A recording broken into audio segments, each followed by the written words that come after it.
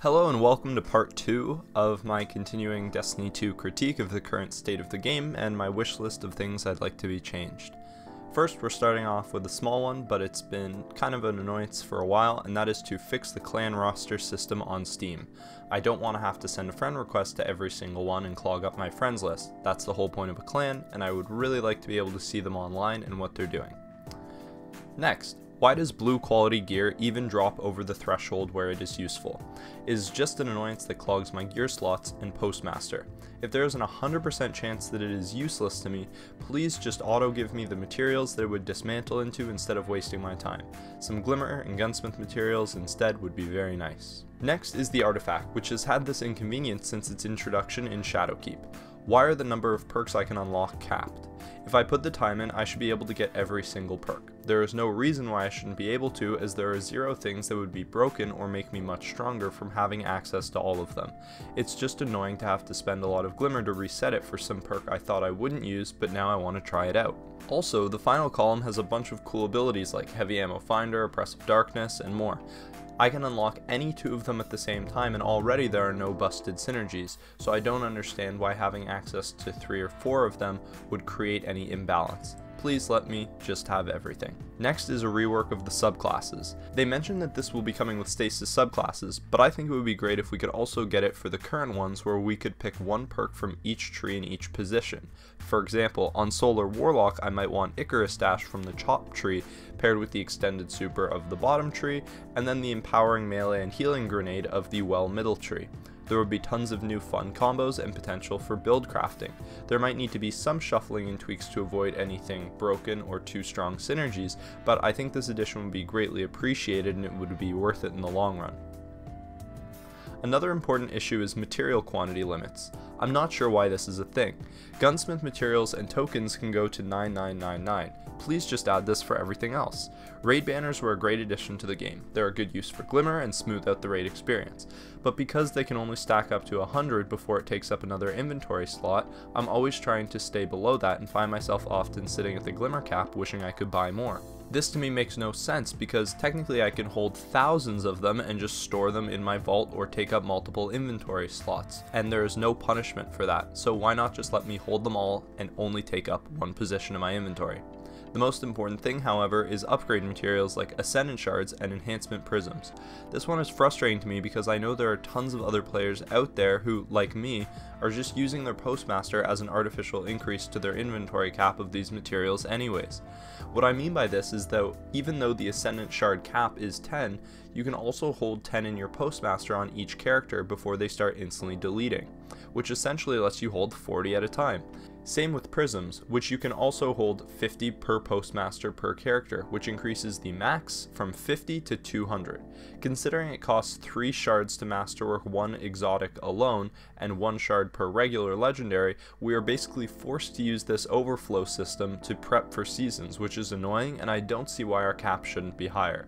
The only reason I could see the system being put in place is to prevent over-hoarding and prepping to get an advantage over other players in new content, but in that regard there is absolutely no consistency. If I can have 50,000 tokens ready to hand in with the new expansion to hit the max soft cap, 150 bounties saved to level my artifact, why not just let me hold more masterwork materials? My next problem is with how they are handling weapon sunsetting in regards to reissuing old weapons with new sunset values.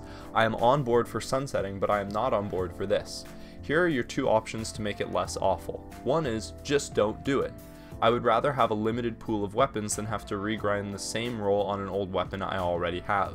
2 is to retroactively allow us to bring up our old ones. This could work if, for example, Bungie decides to pull forward an old weapon they believe never got enough love, but upon reissuing the weapon allow us to obtain a new one with updated power values and infuse it into our old one to now have an updated power cap.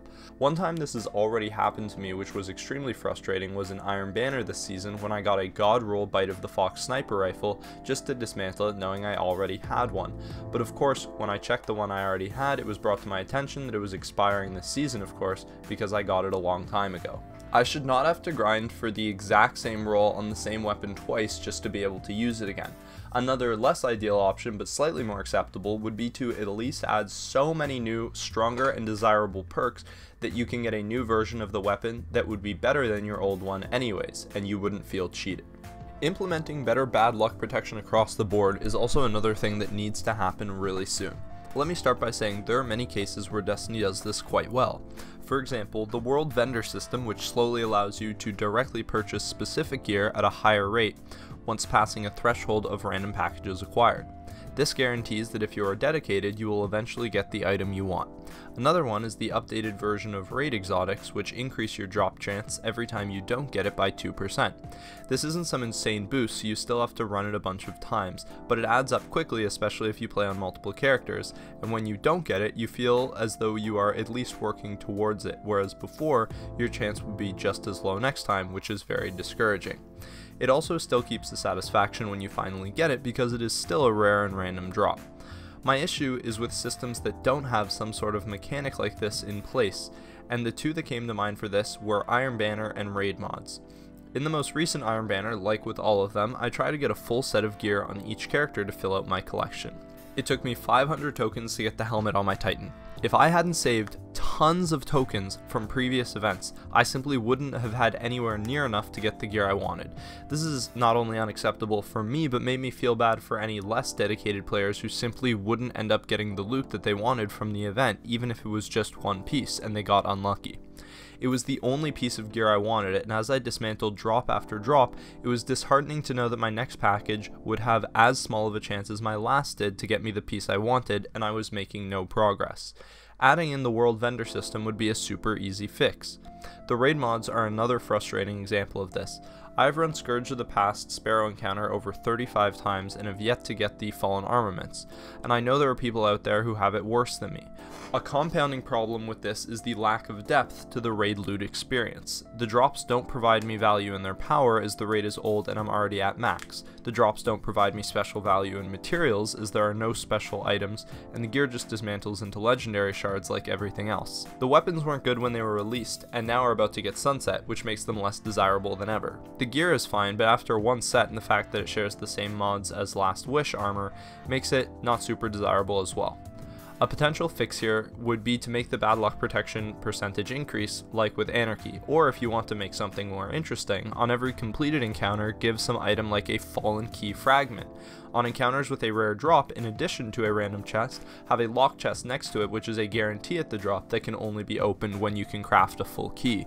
Then have the key take a large amount of fragments, like 50, to prove the player's dedication to the encounter. I don't know about you, but I think if someone has run the raid enough times to get all those fragments, then they probably deserve the drop. One last point to note is the lack of layering to the loot system leads to a very disheartening experience when you don't get the drop you want, because you feel as though you have just wasted your time. If you could throw a masterwork core at us for some encounters, more XP, glimmer, anything, it would feel more worth my time to return. A great example of this is the Master Nightfall, where you may enter with the goal of getting a high-rolled Celestial Nighthawk or specific exotic, but leave 7 runs later with 3 Ascendant Shards, 10 Prisms, 2 other well-rolled exotics you didn't even know you wanted but end up being useful, not to mention a pinnacle drop on your first completion of the 100k score. You may have not gotten exactly what you wanted, but it was still so generally rewarding that you felt it was worth your time and are happy to return to the grind. The next point is very similar to my suggestions for tweaking the experience economy towards the activities and away from bounties, but this time in regards to tokens. Currently, in the Crucible, you get 2 tokens whether you win or lose after a 10-minute match, and I think this is pretty absurd. This means it would take you about an hour and a half straight to get 1 Crucible package worth of tokens, whereas the daily bounties each award 5 and are easy to complete all in one game. If you pick up the 4 dailies, which as of writing this are 5 void kills, cast super twice, get 1 melee kill, and win 1 round of elimination, you can finish all of these in one 10-minute game and get 22 tokens, including the match reward itself, which is 11 times faster than the rest of your Crucible experience if you continue to play. This puts you in the mindset of getting on to run the element they want you to and the game mode they want you to, and then after the bounties are complete, it doesn't even seem worth your time to continue, which is a shame if Crucible is what you enjoy to play in Destiny. Instead, have bounties maybe award 3 tokens, and then have a match award 4 on a loss, 5 on a win. This way, when you complete your first game, you get 17 tokens if you win, and then drop the rate down to 5 per game after with a slight incentive to actually win games. Assuming a win rate of 60% and completion of daily bounties, this would make playing 5 games now with my new system reward only 5 more tokens than playing the game's current system, which is close to the current reward but less emphasis on bounties. However, after 10 games, my system would reward 20 tokens more, which is an entire extra package. Nothing drastic short term, but more rewarding long term to people who want to play the Crucible for fun, with less strength towards the beginning of the play experience, relying heavily on bounties. All of this could also be applied to strikes and Gambit. This brings me to a good smaller change that would be appreciated in regards to Gambit and the other playlists in general to balance the reward structure. Currently, Gambit can reward you on completion of a match and when progressing to certain sub-ranks of Infamy but has no tokens. Strikes can reward you on completions and give you tokens to hand in for packages but has no sub-ranks to progress for additional rewards. Crucible has rewards at the end of a match, sub-rank rewards, and tokens for packages. Why are all 3 of these modes different? I think this is one of the contributing factors for the apathy from the community towards Gambit in particular, and that people would be more positive towards it if it was at least more rewarding. Add tokens to the Gambit playlist that we can redeem for packages, and while you're at it, maybe add some sub-ranks to the Vanguard playlist, just to level the playing field in terms of rewards. This is a small one, but ghost ornaments would also be nice. They could work the exact same as the armor. There are so many incredibly designed ghost shells that it's a shame most of them I look at once and never again if they don't roll the 2 of the only few viable ghost perks in the game, like Guiding Light and Speed Demon. This next feature is standard for all serious PvP games, and that is an all chat functionality. I can only see one reason as to why this feature wouldn't be in the game, and that is potential toxicity. If you don't like that, then just mute it. It makes it more fun and more heated to be able to type to your opponents in the game. I deserve to call the player who just killed me with Mountaintop a no-skill idiot because we all know that he is. While we're on Crucible, I want to address one of the biggest issues in the game for Trials, and competitive, which slows down gameplay significantly and takes away the integrity of a first-person shooter, and that is third-person peeking. I'll be honest, I'm guilty of this sometimes, and I think most people are. 90% of the players I match in Trials are running a sword, and I don't think this is because it's the best weapon for killing people.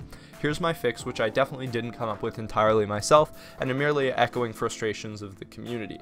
Disable mid-round emoting, and don't let swords go third person without ammo, or just disable swords entirely within Trials. Don't let players launch if someone has it equipped in their fire team, and then lock the weapon from being equipped once they are in the game mode. That second part might be hard to implement on Bungie's behalf, but if they are serious about making Trials a competitive experience, something has to be done to get rid of this. Another change that I think has to be made for the sake of Crucible frustration is nerfing the aim assist on controller. I understand aim assist has to be high on console because of the low frame rates. In PvE, I don't care, but unless you're going to separate the matchmaking for Crucible by input device, a change needs to be made. I have seen countless videos of players picking up a controller for the first time in years just to throw on a targeting adjuster and start taking heads off like they're the American Sniper. I have entered lobbies where I will drill a player with an AR just for them to headshot me like nothing was happening. I pull them up on Trials Report to see a staggering 93% headshot accuracy. Cheating? No, just a controller. Usually you can tell by the mods and the way they shoot. This is where controller players get mad and list all the advantages of playing on a mouse and keyboard. And guess what? That doesn't make it better. That just gives an even greater example at the imbalance between these inputs that will never be leveled no matter how many in-game mechanics are added. But for now, the most blatant abuse of it is without a doubt sniping on the controller. There was a time when this was a controversial take, but at this point I think I am probably within the majority when I say matchmaking needs to be added for every activity. If there are players soloing Grandmaster Nightfalls, why do I need to go to a website online to put together a group to stomp a Legend Nightfall that is 30 power below me?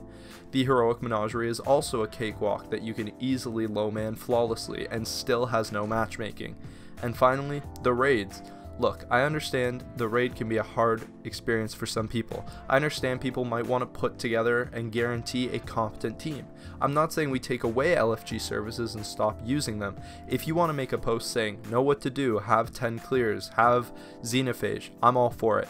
But most raids are easy after the first 6 weeks, and if I'm in a group of 4 extremely competent players and we're willing to teach 2 more and just want to get a quick run done, it is extremely annoying to have to stop what I'm doing in the game, tab out, open a website, make a post, wait for someone, invite them to my Discord. It's very frustrating. At the absolute least, there should be an in-game LFG system set up, like a message board at the tower or something, or just a tabbed-in version to Bungie.net.